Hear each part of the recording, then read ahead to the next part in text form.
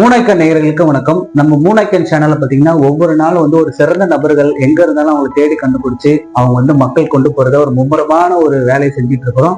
அந்த வேலை இன்னைக்கு நம்ம வந்திருக்கிறோம்னு பாத்தீங்கன்னா ஸ்ரத்தா மானு ஃபவுண்டேஷனோட ஸ்தாபகர் திருமதி மதுமதி நாராயணன் மேடம். அவங்க என்ன மிகப்பெரிய சேவை செய்யறாங்கன்னு பார்த்தாங்கன்னா, எல்லாருமே டியூஷன் எடுப்பாங்க, ஸ்கூல் வச்சிருக்காங்க, நிறைய ரிசர்ச் சென்டர்லாம் வச்சிருக்காங்க.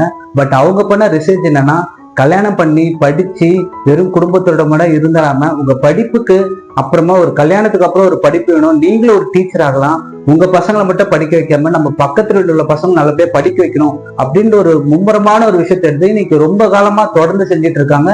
இன்னைக்கு 500 மேற்பட்ட கல்யாணமாகி படிப்போட இருக்கிறவங்களுக்கு ஒரு டீச்சர் ஆக்கி அவங்க ஒரு கௌரவப்படுத்திருக்காங்க. இன்னைக்கு அவங்க இந்த மேடம் எப்படி இதை ஆரம்பிச்சீங்க, யாரெல்லாம் இந்த நிகழ்ச்சியில பங்கு பெறலாம், யாரெல்லாம் பயனடையலாம்ன்றது கேட்டு தெரிஞ்சு போறோம். வாங்க நிகழ்ச்சி போலாம்.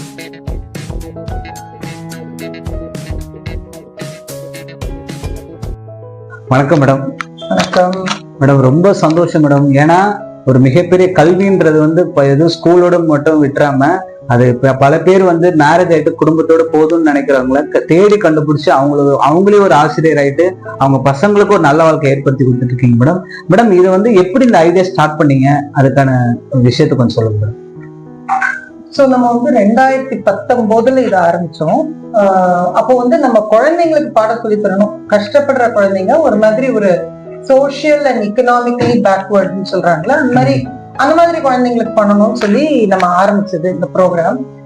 அப்போ மல்டிபிள் இன்டெலிஜென்ஸ்னு ஒரு மெத்தடாலஜி இருக்கு. அதாவது உலகம் ஃபுல்லும் பாத்தீங்கன்னா அது ரொம்ப பாப்புலரான ஒரு மெத்தடாலஜி. எப்படி ஒரு குழந்தை ஒரு பாடத்தை படிக்கணும் அப்படின்னா அது ரொம்ப என்கேஜிங்கா இருக்கணும், ரொம்ப இன்ட்ரெஸ்டிங்கா இருக்கணும், டீச்சர் கூட ஆடணும், பாடணும், ஆக்டிவிட்டி பண்ணணும் அப்படின்னா அந்த குழந்தை நல்லா கத்துக்கும் இல்லையா.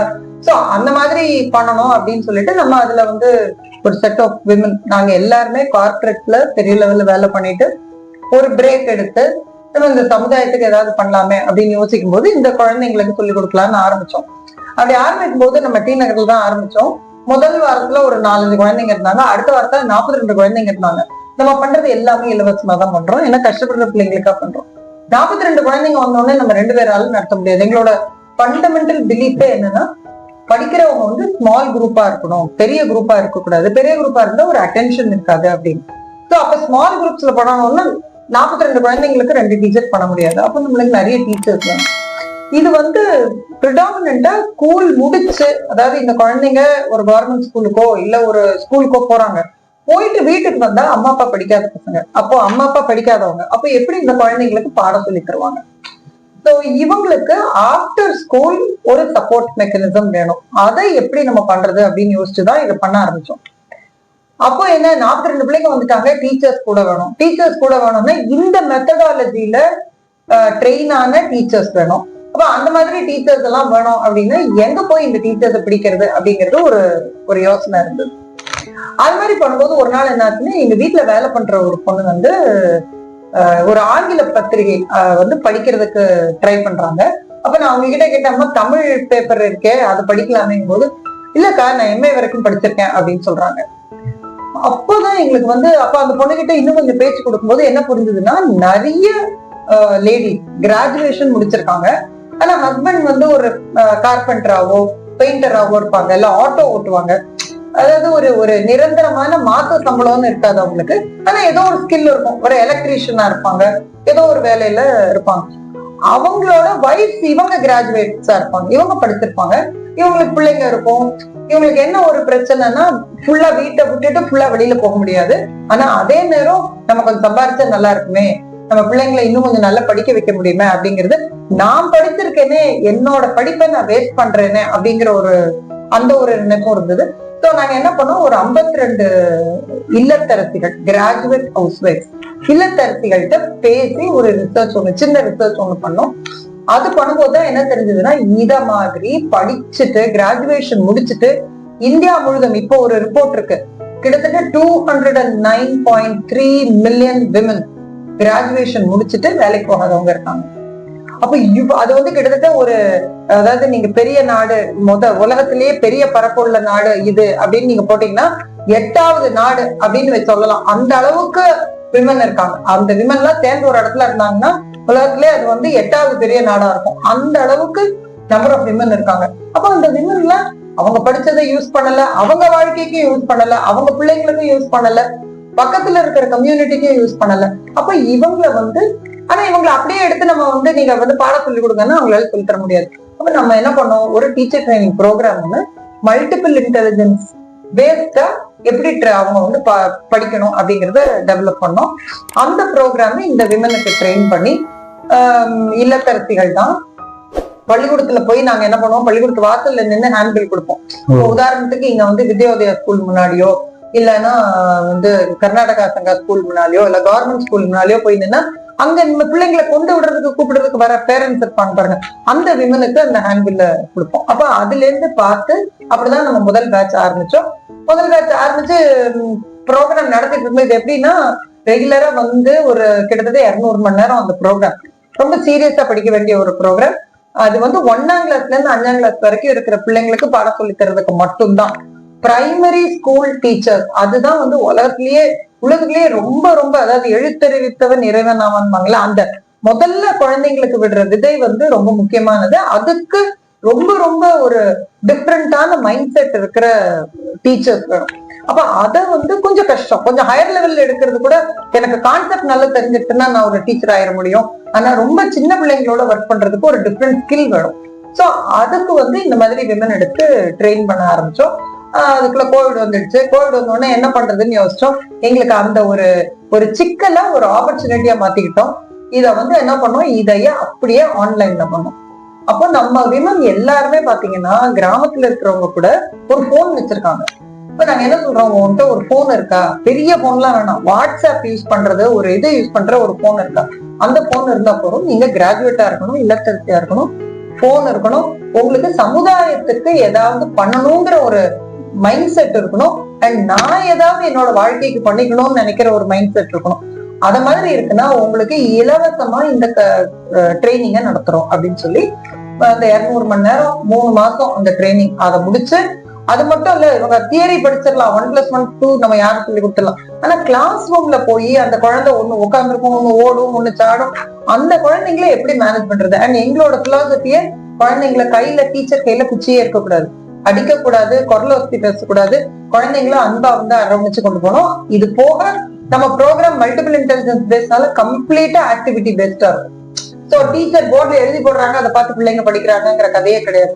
பாட்டு இருக்கும், டான்ஸ் இருக்கும், யோகா இருக்கும், நிறைய ஆக்டிவிட்டிஸ் பண்ண வேண்டியது இருக்கும், பசில்ஸ் இருக்கும். அப்ப நீங்க நிறைய ஆக்டிவிட்டி வைக்க வைக்க பிள்ளைங்க இன்னும் கொஞ்சம் தான் சத்தம் போடுவாங்க, இன்னும் கொஞ்சம் தான் ஓடுவாங்க. உட்காந்து எழுதுனா பேசாத எழுத அப்படின்னா உட்காந்து எழுதிடுவாங்க. ஆனா இந்த மாதிரி வேலை பண்ணும்போது நிறைய அதையெல்லாம் எப்படி நீங்க சமாளிச்சு கொண்டு போய் அந்த குழந்தைங்களுக்கு ஒரு ப்ரீ அசஸ்மெண்ட் ஒண்ணு வச்சு எந்த லெவல்ல இருக்காங்க, நம்ம ப்ரோக்ராம் முடிக்கும் போது அவங்க எந்த லெவல்ல இருக்காங்க அப்படின்னு பார்க்கணுன்றதுக்காக இந்த டீச்சர்ஸுக்கு பிராக்டிக்கல் ட்ரைனிங்கும் கொடுக்குறோம். பிராக்டிக்கல் ட்ரைனிங் என்ன பண்ணுவாங்க, அவங்க விட்டு எந்ததோ கிராமத்துல இருந்து எல்லாம் இருக்காங்க, கிட்டத்தட்ட 28 டிஸ்ட்ரிக்ட்ல இப்ப நம்ம ட்ரைனிஸ் இருக்காங்க. அவங்கவுங்க வீட்டு பக்கத்துல இருக்கிற ஒரு பஞ்சாயத்து ஸ்கூலோ அல்ல ஒரு கவர்மெண்ட் ஸ்கூலோ அல்ல ஒரு கஷ்டப்படுற பிள்ளைங்க படிக்கிற ஸ்கூல், அது எந்த ஸ்கூல்ல வேணாலும் இருக்கலாம், அந்த ஸ்கூல்ல போய் நாங்களும் பெர்மிஷன் வாங்கி கொடுக்குறோம், இல்ல அவங்களே பேச சொல்றோம்.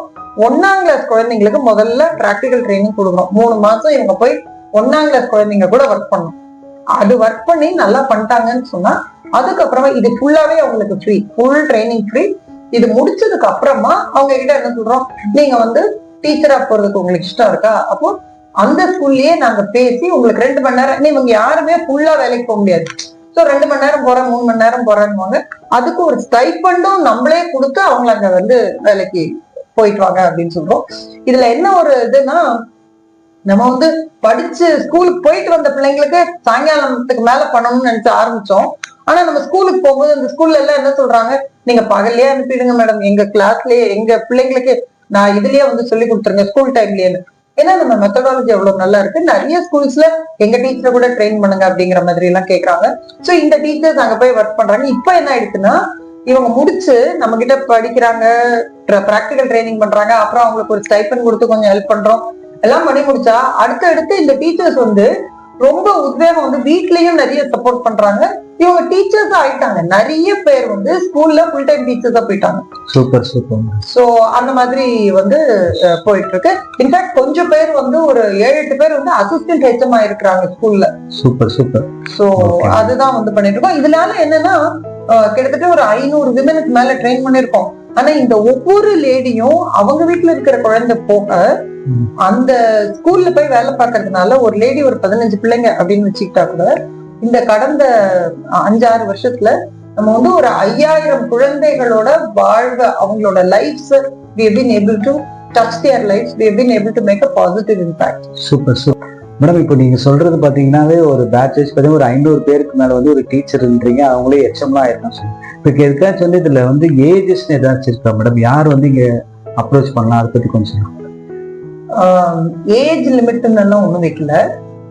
ஆனா நாங்க ரொம்ப ஸ்பெசிபிக்கா இருக்கிறது என்னன்னா, இந்த ப்ரோக்ராம்ல சின்சியரா கம்ப்ளீட் பண்ணணும். அவங்க வந்து அவங்களுக்கு ஐடி ஸ்கில்ஸ் சொல்லி தரோம். அப்போ இது எல்லாமே வந்து அவங்க சின்சியரா பண்ணணுங்கிறது தான். அதனால எங்க கிட்ட வந்து யூஸ்வலி கல்யாணம் ஆனவங்க எடுக்கிறோம். ஏன்னா கல்யாணம் ஆன பிள்ளைங்க எப்படியாவது ஒரு வேலைக்கு போயிடுறாங்க. இப்போ இருக்கிற பிள்ளைங்க கண்டிப்பா வேலைக்கு போயிடுவாங்க. இது வந்து அதனால ஆவரேஜ் ஏஜ் குரூப் பாத்தீங்கன்னா 35, 32 அந்த ஏஜ் குரூப்ல தான் வராங்க. சோ கிட்டத்தட்ட 25 வயசுல இருந்து 46, 47 வயசு வரைக்கும் இருக்கிற விமன் எங்க கிட்ட படிக்கிறாங்க. சோ நம்ம ஏஜ் லிமிட்னு ஒண்ணும் வைக்கல. யாருக்கு வந்து உண்மையிலே இந்த சமுதாயத்துக்கு ஒரு அதாவது அடுத்த ஜெனரேஷன் தான் வந்து இந்தியாவை உருவாக்க போறது. அப்போ அந்த ஒரு ஜெனரேஷனுக்கு வரக்கூடிய ஒரு தலைமுறைக்கு ஒரு நல்ல தாக்கத்தை உருவாக்கணும்னு நினைக்கிற எந்த ஒரு கிராஜுவேட் உமனா இருந்தாலும் அப்ளை பண்ணலாம். மேடம், இப்போ நீங்க வந்து இப்போ பசங்க வந்து ஆல்ரெடி ஸ்கூல் போற பசங்க தான், பட் நீங்க வந்து ஒரு சிஸ்டத்தை உருவாக்கி இருக்கீங்கன்னா இப்போ ஸ்கூலுக்கு இதுக்கு நிறைய டிஃபரன்ஸ் இருக்கா மேடம்? ஓகே, சோ நம்ம வந்து FLN சொல்லுவாங்க. நம்ம UN இன்டர்நேஷனல் ஸ்டாண்டர்ட்ஸ்ல பாத்தீங்கன்னா ஃபவுண்டேஷனல் லிட்ரஸி அண்ட் நியூமரசின்னு சொல்லுவாங்க. இப்போ நம்ம ஒரு ஸ்டேட்ல இருக்கிற எஜுகேஷன் சிஸ்டம் எப்படி இருக்கு, அல்ல ஒரு நாட்டுல எப்படி இருக்கு அப்படின்னா அந்த FLN-ஓட தரம் எப்படி இருக்கு அதை வச்சுதான் வந்து பிரைமரி எஜுகேஷன் சொல்லுவாங்க. அந்த ஃபவுண்டேஷனல் லிட்ரஸி அண்ட் நியூமரசிங்கிறது, லிட்ரஸிங்கிறது லாங்குவேஜ், நியூமரசிங்கிறது மேத்ஸ். என்ன ஒரு பிலீஃப்னா, ஒரு லாங்குவேஜ் எந்த லாங்குவேஜோ அதுல ஒரு ஆழமான பிடிப்பும் ஆழமான அண்டர்ஸ்டாண்டிங்கும் அதே மாதிரி நம்பர்ஸ்ல ஒரு நல்ல சவுண்ட் கிரவுண்டிங்கும் இருந்ததுன்னா குழந்தைங்க அடுத்தடுத்து அது சயின்ஸோ சோசியலோ வேற எது படிக்கணும்னாலும் இது ரெண்டும் தான் பேசிக் அடிப்படை. இதை வந்து நம்ம செட் பண்ணணும்னு அப்ப நாங்க வந்து அந்த FLN-ல தான் ஒர்க் பண்றோம். சோ அப்ப என்ன பண்றோம், நியூமரசி அப்படிங்கிறது கணக்கு, தமிழ்ச்சீர் சிலபஸ்ல உள்ள கணக்கு பாடம் இருக்கு இல்லையா, அதையே ஒரு ஆக்டிவிட்டி பேஸ்டா கரிக்குலம், ஸ்கூல் புக்ல உள்ள கரிக்குலம், மெத்தடாலஜி நம்ம மெத்தடாலஜி, சோ அப்படி நடத்துறோம். சயின்ஸ் பொறுத்த வரைக்கும் அதே மாதிரி ஸ்கூல் புக்ல தியரி எல்லாம் இருக்கும். ஆனா நம்ம வந்து அந்த புக்கை வச்சு அதுல உள்ள தியரியை நடத்துறது இல்ல. இப்ப ஃபார் எக்ஸாம்பிள் ஏர் ஹேஸ் வெயிட்னு படிப்பாங்க பசங்க. அப்ப அத வந்து புக்கை தர இத்தனாவது பக்கத்துல இந்த இது இருக்கு இதை படி அப்படின்னு நம்ம பண்றது இல்ல. ஆனா அந்த ஏருக்கு வெயிட் இருக்கு, காத்துக்கு எடை இருக்குங்கிறத நம்ம வந்து அவங்களுக்கு ஒரு பலூனை கொடுத்து அதை ஊத வச்சு அதை அவனோட எக்ஸ்பெரிமெண்ட் பண்ண வச்சு அந்த கான்செப்ட புரியறதுக்கு ஆக்டிவிட்டியா நடத்துறோம் சயின்ஸ்ல. இங்கிலீஷ் பொறுத்த வரைக்கும் இங்கிலீஷ் நடத்துறோம். இங்கிலீஷ் பொறுத்த வரைக்கும் நம்ம வந்து பானிக்ல இருந்து ஆரம்பிச்சு நம்மளோட ஓன் கரிக்குலம் இருக்கு இங்கிலீஷ்க்கு. சோ அது வந்து ஸ்கூல்ல நடத்துறோம். இது எந்த ஃபங்க்ஷனல் இங்கிலீஷ்னு பேர் அதுக்கு. ஏன்னா நம்ம புக்ல இருக்கிற இங்கிலீஷ படிக்கிறத விட வாழ்க்கை பாடமா இங்கிலீஷ் எது தேவையோ அதை வந்து நடத்துறோம். இதுதான். இது போக ஒரு இன்னொரு முக்கியமான ஒரு விஷயம் என்ன பண்றோம்னா லைஃப் ஸ்கில்ஸ் அப்படின்னு. அது வந்து இப்போ 21ஆம் நூற்றாண்டு 21st century ஸ்கில்ஸ்னு சொல்றாங்க. நீங்க வந்து என்னதான் மார்க் வாங்கி என்னதான் படிச்சிருந்தாலும் ஒரு ஆர்கனைசேஷன் நடத்துறதுக்கோ அல்ல ஒர்க் பண்றதுக்கோ ஒரு செட் ஆஃப் பீப்புளோட ஒர்க் பண்ணணும், உங்களுக்கு ப்ராப்ளம் சால்விங் கேப்பபிலிட்டி இருக்கணும், கொலாபரேட் பண்ணி ஒர்க் பண்ண தெரியணும், கிரியேட்டிவிட்டி இருக்கணும்னு, கம்யூனிகேஷன் இருக்கணும். 4 C's of 21st century ஸ்கில்ஸ்ன்றாங்க. அதெல்லாமும் கொடுத்து நம்ம நாட்டு தேசப்பற்று இருக்கக்கூடிய விஷயங்கள் கொடுத்து நம்மளோட கல்ச்சர் ட்ரெடிஷன் என்னங்கிறது பசங்களுக்கு புரிய வச்சு ஹைஜீன், மாரல் வேல்யூஸ், ஹைஜீன் இந்த மாதிரி விஷயங்கள் எல்லாம் அது எல்லாமே லைஃப் ஸ்கில்ஸ்னு பேக்கேஜ் பண்ணி இப்ப நம்ம ஒரு ஸ்கூலுக்கு போனோம்னா லைஃப் ஸ்கில்ஸ் பண்ணுவோம், லிட்ரஸி பண்ணுவோம், நியூமரசி பண்ணுவோம், சயின்ஸ் பண்ணுவோம். இது எல்லாம் 1ஆம் கிளாஸ் பசங்களுக்கு ஆரம்பிச்சு அப்படியே அடுத்தடுத்த வருஷம் அந்த ஸ்கூல்ல போகணும். இப்போ கண்டிப்பா வந்து அவன் 6th போகும்போது நீங்க எங்க படிச்சுன்னு கண்டிப்பா அவங்க கண்டிப்பா கேட்பாங்க கண்டிப்பா உங்க ஸ்கூல்ல. ஆனா இப்போ நீங்க வந்து ஆல்ரெடியே வந்து இனிஷியலாவே வந்து சூப்பரான ஒரு கான்செப்டோட வந்திருக்கீங்க. இப்போ நிறைய அப்டேட் ஆயிருக்கு. இப்போ என்ன மாதிரி இப்போ கான்செப்ட் வச்சிருக்கீங்க? இப்போ வந்து இந்த வருஷம் வந்து புதுசா ஒண்ணு பைலட் பண்ணிட்டு இருக்கோம். என்னன்னா கிட்டத்தட்ட 209 மில்லியன் விமன் வந்து கிராஜுவேட்ஸ் இருக்காங்க. ஆனா அவங்களால வேலைக்கு போக முடியல. அப்ப நாங்க ரொம்ப யோசிச்சது என்னன்னா, என்னால வேலைக்கு போக முடியல, அப்ப வேலை என்ன தேடி வர முடியுமா அப்படிங்கிறத பார்ப்போம் அப்படின்னு யோசிச்சோம். அதனால என்ன பண்றோம்னா இப்ப வந்து கல்வி சக்தின்னு ஒரு ப்ரோக்ராம் லான்ச் பண்ணிருக்கோம். இப்ப இந்த வருஷம் லான்ச் பண்ணிருக்கோம். அந்த ப்ரோக்ராம்ல இந்த விமனுக்கு வந்து 2 விதமா ட்ரெயின் பண்றோம். ஒண்ணு, இந்த மல்டிபிள் இன்டெலிஜென்ஸை எப்படி யூஸ் பண்ணணும் அப்படிங்கிற மாதிரி ஒரு டீச்சர் ட்ரைனிங் ப்ரோக்ராம். அது கூடவே ஒரு பிசினஸ் எஜுகேஷன்ல எப்படி பிசினஸ் ஸ்டார்ட் பண்ணணும் அப்படிங்கிற மாதிரி ஒரு எடியூப்ரனர் அப்படின்னு சொல்றோம் இல்லையா, அந்த மாடியூல். அதுல வந்து நீ கஸ்டமர் எப்படி அக்வயர் பண்ணணும், சோசியல் மீடியால ஃபேஸ்புக்ல எப்படி போடணும், வாட்ஸ்அப்ல என்ன மெசேஜ் போடணும், எப்படி நீ வந்து கஸ்டமர் அக்வயர் பண்ணணும் அப்படிங்கறத இந்த விமனுக்கு சொல்லித்தரோம். இதை ரெண்டையும் ட்ரெயின் பண்ணி அவங்களுக்கு ப்ராடக்டும் நாங்களே கொடுப்போம். ஓகே, ட்ரெயின் பண்ணி முடிச்சதுக்கு அப்புறம் உங்க வீட்டுல இடம் இருக்கா, ஒரு லேப்டாப் இருக்கா, இல்ல ஏதோ ஒரு கேட்ஜெட் இருக்கா, உங்க வீட்டு பக்கத்துல இருக்கிற பிள்ளைங்களை கூப்பிட்டு நிட்டியூ வந்து இப்ப வேர்ட் ஸ்மார்ட் அப்படின்னு ஒரு இங்கிலீஷ் ப்ரோக்ராம் லான்ச் பண்றோம். அந்த ப்ரோக்ராமுக்கு உங்க வீட்டு பக்கம், அதாவது வில்லேஜஸ்ல எல்லாம் இந்த மாதிரி ப்ரோக்ராம் ரொம்ப ரொம்ப தேவையா இருக்கும். ஏன்னா ஆங்கிலம் கத்துக்கணும்னு நினைக்கிறாங்க, ஆனா கத்துக்கிறதுக்கான ஸ்கோப் ரொம்ப பெருசா இல்லை. ஸோ உங்க வீட்டு பக்கத்துல இருக்கிற பிள்ளைங்களை கூப்பிட்டு பாடம் நடத்துங்க. அப்ப நீங்க வந்து டியூஷன் ஃபீஸ் வாங்கிக்கோங்க. நாங்க உங்களுக்கு ப்ராடக்ட் கொடுத்துடுறோம், உங்களுக்கு ட்ரைனிங் கொடுத்துடுறோம், அதுக்கு உண்டான டெக்னாலஜி கொடுத்துடுறோம், எல்லாமே கொடுத்துடுறோம். நீங்க வந்து உங்க வீட்டு பக்கத்துல இதை யூஸ் பண்ணி நீங்க சம்பாதிச்சுக்கோங்க, எங்களுக்கு எதுவும் தர வேண்டாம், ட்ரைனிங்கும் ஃப்ரீ. ஓகே, இது வந்து பண்றோம். ஆனா இது வந்து ஏன் ஒரு பிசினஸ் மாதிரி பண்றாங்க? அவங்க நம்ம ஃப்ரீயா நடத்துறோம், ஆனா அவங்க வந்து அவங்களுக்கு அது யூஸ்ஃபுல்லா இருக்கும்போது குழந்தைங்க ஃபீஸ் கட்ட போறாங்க. இதுதான் ஸ்ரத்தா பண்ணணும்னு நினைச்சதா அப்படின்னா இல்ல. எங்களோட ஐடியாவே என்ன, கடை கோடியில கஷ்டப்படுற ஒரு குழந்தைக்கு நம்ம வந்து ஹெல்ப் பண்ணோம் அப்படிங்கறதுதான்.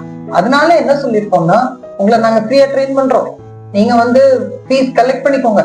ஆனா இங்க ஒரு குழந்தைக்கு ஃபீஸ் கலெக்ட் பண்ணக்கூடிய ஒரு குழந்தை உங்ககிட்ட வந்தாங்கன்னு சொன்னா, கஷ்டப்படுற ஒரு பிள்ளைக்கும் நீங்க ஃப்ரீயா சொல்லி தரணும். எப்படி ஒரு ஹாஸ்பிட்டல்ல வந்து ஒரு பணம் இருக்கிறவங்க கிட்ட ரூபா வாங்கிக்கிறப்ப பணம் இல்லாதவங்களுக்கு ஃப்ரீயா பண்றதுன்னு சொல்ற மாதிரி, 1 லட்சத்துக்கு குறைய வருமானம், ஆண்டு வருமானம் குறைய இருக்கிற குழந்தைங்க அவங்க வந்தாங்கன்னா வரணும், அவங்களுக்கு நீங்க கண்டிப்பா கிளாஸ் நடத்தணும். அதுக்காக தான் நான் உங்களுக்கு வந்து இதை எல்லாமே ஃப்ரீயா கொடுக்குறேன். எதுக்கு? நீ சம்பாதிக்கிறதும் பண்ணிக்கோ, உனக்கும் அது இட் வில் பி யூஸ்ஃபுல், உங்களோட நாலேஜ் இம்ப்ரூவ் ஆகும், உங்க வீட்டுல இருந்து நீங்க பண்ணுவீங்க, உங்க பிள்ளைங்களுக்கு யூஸ்ஃபுல்லா இருக்கும், நீங்க சம்பாதிச்சுப்பீங்க.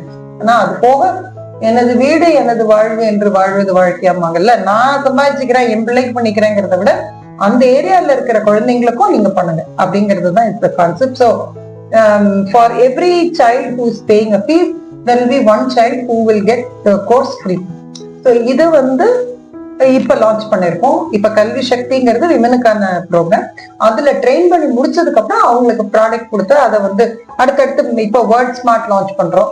அடுத்த ஒரு 6 மாசத்துல மேத் ஸ்மார்ட் லான்ச் பண்ணுவோம். இப்படி ஒரு 4-5 ப்ரோக்ராம் லான்ச் பண்ணோம்னா அவங்க வீட்டுல இருந்தபடியே ஒரு குழந்தை 500 ரூபாய் இன்னைக்கெல்லாம் வந்து ஃபீஸ் வந்து 2000-3000 இல்லாம கோர்ஸே கிடையாது. ஆனா ஒரு கிராமத்துல இருக்கிற ஒரு குழந்தை 500 ரூபாய் ஃபீஸ் கட்டினா கூட இவங்க வாரத்துல 3 மணி நேரம் ஸ்பெண்ட் பண்ணாங்கன்னா அவங்களுக்கு வந்து 2000-3000-5000 வாட்டவர் அவ்வளவு ரூபா வந்து அவங்க சம்பாதிக்க முடியும். கொஞ்சம் டைம் ஸ்பெண்ட் பண்ணலாம், ஆனா அவங்களுக்கு ரூபா சம்பாதிக்க முடியும். அதுக்கு உண்டான எல்லா விஷயங்களையுமே நாங்க கொடுக்குறோம். ஒரே ஒரு ரெக்வெஸ்ட், உனக்கு கிடைச்ச ஒரு ப்ரிவிலேஜ் ஃப்ரீயா கிடைச்சது, உனக்கு கிடைச்ச ஒரு இதை வந்து இன்னும் நீ வந்து இன்னும் 4 பேருக்கு ஹெல்ப் பண்ணும், உனக்கு ஒரு ஹெல்ப் வந்தது நீ இன்னும் 4 பேருக்கு பண்ண அப்படிங்கறதுதான். சோ இதை வந்து அடுத்த 3 வருஷத்துல நம்ம வந்து இன்னும் ஒரு 5000 குழந்தைங்களோட வாழ்க்கையில நம்ம வந்து we should be able to make a big impact அப்படிங்கறதுதான் இப்போதைய தோணும். கண்டிப்பா மேடம். ஏன்னா ஒரு லேடிஸ்க்கு வந்து அவங்களுக்குன்னு ஒரு ஆதரவு இல்லை, அவங்களுக்குன்னு நம்பிக்கையான இடம் தான் தேடிட்டு இருக்காங்க. பட் கண்டிப்பா அது உங்களோட ஆர்கனைசேஷன் நிறையவே சப்போர்ட் பண்ணும் மேடம். மேடம் இப்போ நீங்க வந்து ஆன்லைன்லேயே கிளாஸ் எடுக்கிறதுனால இப்போ இது மாதிரி தமிழ்நாடு ஃபுல்லா கிளாஸஸ் இருக்கா, இல்ல அதர் தான் தமிழ்நாடு கூட போயிட்டு இருக்கீங்க? எத்தனை கிளாஸஸ் போயிட்டு இருக்கு? இப்போ வந்து தமிழ்நாடு மட்டும்தான் ஃபோக்கஸ் பண்றோம். தமிழ்நாடுலயே வந்து 28 டிஸ்ட்ரிக்ட்ல இருக்கும். ஆனா ஒவ்வொரு டிஸ்ட்ரிக்ட்லயும் இப்போ தென்காசி டிஸ்ட்ரிக்ட்ல பாத்தீங்கன்னா ஒரு 20 விமன் இருக்காங்க தென்காசியில மட்டும். ஆனா தென்காசி டிஸ்ட்ரிக்ட்ல 2000 விமன் இருக்க முடியும், 20,000 விமன் இருக்க முடியும். தமிழ்நாட்டிலேயே இன்னும் லட்சக்கணக்கான விமனுக்கு ஸ்கோப் இருக்கு. அதனால அகல விழுவதிலும் ஆழ விழுவது நல்லதுன்னு நாங்க யோசிக்கிறோம்.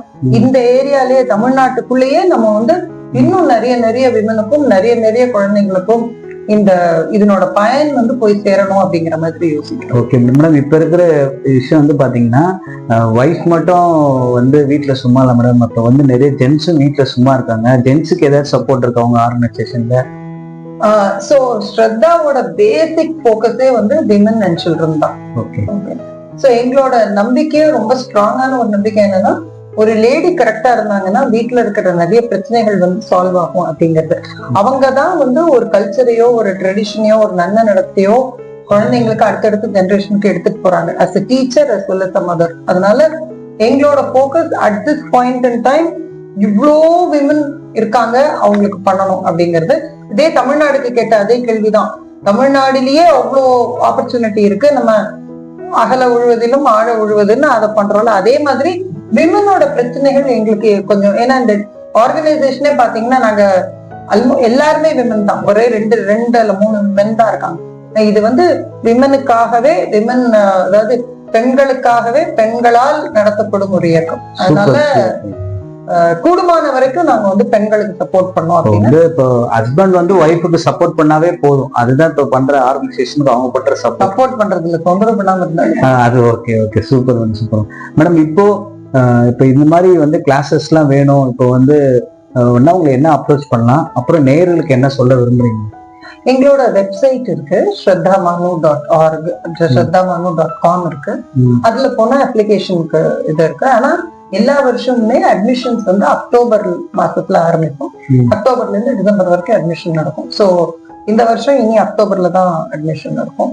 இப்போ இந்த கல்வி சக்திங்கிற ப்ரோக்ராம்க்கு இப்ப அப்ளிகேஷன் கொடுத்துட்டு இருக்கோம். அடுத்த ஒரு 10 நாள் வரைக்கும் அப்ளிகேஷன் ஓப்பனா இருக்கும். March 10th வரைக்குமோ, 10th or 15th வரைக்குமோ ஓப்பனா இருக்கும். அதுக்கு அப்ளை பண்ணலாம். இந்த அப்ளிகேஷனுக்கு அப்புறம் வந்து ஒரு வெபினார் இருக்கும். அதுல நாங்க எக்ஸ்பிளைன் பண்றோம் என்னன்னு தெரிஞ்சுக்கிட்டு வரணும் அப்படின்னு அவங்க ஃபேமிலி கிட்ட டிஸ்கஸ் பண்ணோம். அப்படிங்கறதுனால வெபினார்ல எக்ஸ்பிளைன் பண்றோம். அப்புறம் இன்டர்வியூ இருக்கும். இன்டர்வியூல அவங்க மோர் தென் அவங்க அதாவது சூப்பரா இங்கிலீஷ் பேசுறாங்களா, இந்த இதெல்லாம் சூப்பரா தெரியறதா அப்படின்னு பாக்குறத விட அவங்க வந்து ஒரு சர்வீஸ் ஓரியன்டேஷன் இருக்கா, எம்பத்தட்டிக்கா இருக்காங்களா, குழந்தைங்க கூட ஒர்க் பண்றதுக்கு தான் இருக்காங்களா, அவங்க கமிட்டடா இருப்பாங்களா, ஸ்ரத்தையோட இருப்பாங்களா, இததான் வந்து நம்ம பாக்குறோம். அது வந்து நிறைய பேர் வந்து, அதுவும் எஸ்பெஷலி கிராமத்து சைட்ல இருக்கிறவங்க அவங்க எல்லாமே பாத்தீங்கன்னா என்ன பண்ணணும்னு தெரியாம இருக்காங்களே தவிர அவங்களுக்கான கேப்பபிலிட்டி நிறைய இருக்கு. அண்ட் அவங்களோட ஒரு மனசுல வந்து பண்ணணும், நம்ம வந்து நம்மளுக்கும் பிரயோஜனமா இருக்கணும், இந்த உலகத்துக்கும் பிரயோஜனமா இருக்கணும்னு நினைக்கிறவங்க நிறைய பேர் இருக்காங்க. அவங்களுக்கு தான் ஃபர்ஸ்ட் ப்ரிஃபரன்ஸ் கொடுத்து ரெக்ரூட் பண்ணி அவங்கள வந்து ட்ரெயின் பண்றோம். மேடம், எந்த ஒரு செயலாகட்டும் வந்து பாத்தீங்கன்னா நம்ம பண்ற செயலாகட்டும் அது வந்து ஒரு திருப்தின்னு ஒண்ணு வந்தாதான் மேடம் நம்ம ப்ராப்பரா போயிட்டு இருக்கோம்ட்டு. இந்த மாதிரி நிறைய லேடிஸ்க்கு அவங்களுக்கே தெரியாம அவங்க திறமை நீங்க வந்து வெளியே கொண்டு வந்திருக்கீங்க. அது குறிப்பா உங்ககிட்ட யாராச்சும் ஒரு ஃபீட்பேக்ல நீங்க வந்து நேர்ல பார்த்து ஃபர்ஸ்ட் டைம் இப்படி பார்த்தோம், இன்னைக்கு ஒரு தடவை டெவலப் ஆயிருக்காங்கன்னா அதை பத்தி ஏதாச்சும் ஒரு 2 பேரை பத்தி ஏதாவது சொல்லுங்க. நிறைய பேர் அந்த மாதிரி இருக்காங்க சார். அதான் சொன்னேன், நம்ம கிட்ட இன்டர்வியூல எல்லாம் பேசவே இல்லாம இருந்தவங்க அவ்வளோ நம்ம 10 தூரம் அதே கேள்வி, பயப்படாதமா, ஒண்ணும் இல்ல, இதை பத்தி ஒண்ணும் இல்ல, நீ என்ன, உன் பேர் என்ன, எங்க வேலை பண்ற, என்ன கேட்ட அதுக்கே வந்து பயந்து அதுவும் நேர கூட இல்ல, ஆன்லைன்ல அதுக்கே பயந்து பேசினவங்க இன்னைக்கு ஏகச்சமா இருக்காங்க சில ஸ்கூல்ஸ்ல. சோ அந்த மாதிரி ஆயிடுது.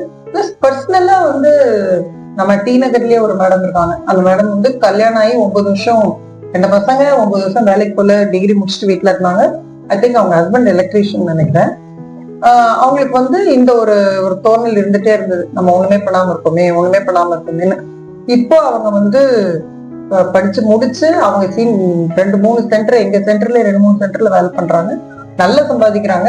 இன்னைக்கு முன்னாலெல்லாம் அவங்க ஏதாவது சொல்லியிருந்தாங்க, முன்னாலாம் யாராவது அந்த தெருவுல வந்தானா ஏதாவது ஒரு வீடு அடையாளம் கேட்டா அந்த எலக்ட்ரிஷியன் வீட்டு பக்கத்துல அல்ல, அதுக்கு பக்கத்துல இது பக்கத்துல. இப்போ வந்து இவங்க பேரை சொல்லி அந்த டீச்சர் வீட்டு பக்கத்துலன்னு சொல்றாங்களாம். சோ எனக்கு வந்து அது ஒரு பெரிய ரெகக்னிஷன். என்ன வந்து டீச்சர்னு ஐடென்டிஃபை பண்ணி என்ன வச்சு ஒரு அடையாளம் சொல்ற அளவுக்கு நான் வளர்ந்துருக்கேன் அப்படின்னு சொல்லி சொல்றாங்க. அதே மாதிரி இங்க குழந்தைங்க படிக்க வர, இன்ஃபேக்ட் ஒரு 15 நாள் முன்னால என்னோட டெலிகாஸ்டர் சொல்லிட்டு இருந்தாரு, ஒரு டீச்சர் வந்து ஃபர்ஸ்ட் டைம் ஸ்டைபண்ட் வாங்குறாங்க நம்மகிட்ட. அவங்க சொன்னாங்களாம், வாங்கின உடனே போன் பண்ணி ரொம்ப அழுதுட்டாங்களாம் போன்ல. அப்புறம் என்னன்னு கேட்கும்போது, இல்ல என்ன வீட்டுல வந்து எல்லாரும் இந்த செல்லா காசுன்னு கூப்பிடுவாங்க, இன்னைக்கு வந்து நான் சம்பாதிச்சு வீட்டுல கொண்டு போய் கொடுக்க போறேன், எனக்கு வந்து ரொம்ப சந்தோஷமா இருக்கு, என்னாலையும் முடியும், ஏன்னா இவ்வளவு நாள் நானே நம்பல என்னால முடியும்னு. என்ன வந்து ஒரு களிமண் மாதிரி இருந்த ஒருத்தரை இது பண்ணி மோல்டு பண்ணி ஷேப் பண்ணி இன்னைக்கு வந்து ஒரு நான் சம்பாதிச்சு வீட்டுல போய் இன்னைக்கு என்ன யாரும் செல்ல காசுன்னு சொல்ல முடியாதுல்ல அப்படின்னு சொல்லிட்டு சொன்னாங்க. சோ இந்த மாதிரி நிறைய பேர் வந்து பேசுறாங்க அப்பப்போ. நம்மளுக்கு வந்து அதுதான் more than anything else what keeps us going is நம்மளால யாரோட ஒரு லைஃப்ல ஒரு சின்ன விதத்துல கான்பிடன்ஸ் வந்திருக்கா அப்படின்னா, பணத்தை பத்தியோ அல்லனா ஒரு ரெக்கக்னிஷன் பத்தியோ கூட சொல்லல. ஆனா நான் என்னோட வாழ்க்கை வந்து ஒரு பிரயோஜனமான வாழ்க்கையா வாழறேன், எனக்கு வந்து ஐ எம் ஹாப்பி. முன்னாள் இருந்ததை விட இன்னைக்கு வந்து நான் கான்பிடென்டா இருக்கேன். எத்தனையோ விமன் சொல்லியிருக்காங்க, பிள்ளைங்களே சொல்லுவாங்க உனக்குலாம் ஒண்ணும் தெரியாது அப்பா அப்படின்னு சொல்லுவாங்கன்னு. அப்படி இருந்த சுச்சுவேஷன் வந்து எங்க அம்மா டீச்சர் வேலை பண்றாங்க அப்படின்னு சொல்ற ஒரு சுச்சுவேஷனுக்கு வந்திருக்கோம் அப்படின்னு நிறைய பேர் சொல்லியிருக்காங்க. ஸோ இதுதான் வந்து கீப்ஸ் அஸ் கோயிங். சூப்பர், ரொம்ப தேங்க்ஸ் மேடம். நேர்களே, நம்ம வந்து ஸ்ரத்தா மனு ஃபவுண்டேஷனோட ஃபவுண்டர் திருமதி மதுமதி நாராயண மேடம் வந்து பாத்தீங்கன்னா ஒவ்வொரு பெண்களுமே வந்து அவங்க திறமையை வெளிப்படுத்தி, அது மெயினா கல்யாணத்துக்கு அப்புறம் அவங்க மிகப்பெரிய ஒரு வாழ்க்கை இருக்குன்னு கொண்டு வந்து அது பக்கத்துல இருக்க கிராமமாகட்டும் பல பேருக்கு வந்து பயனுள்ளதா இருக்கும். நேர்கள் நீங்க செய்ய வேண்டியது என்னன்னா, இந்த ஸ்ரத்தா மனு ஃபவுண்டேஷனை தயவுசெய்து கான்டாக்ட் பண்ணுங்க. உங்களுக்கு தேவைப்படலனாலும் நம்ம பக்கத்துல கண்டிப்பா தேவைப்படும். கண்டிப்பா நேர்கள் வந்து இன்னொரு அடுத்த நிகழ்ச்சியில் உங்களை சந்திக்கிறேன். மீண்டும் சந்திப்போம். நன்றி, வணக்கம். ஞாபகமா மூன் ஐ கேன் சேனலை சப்ஸ்கிரைப் பண்ணுங்க.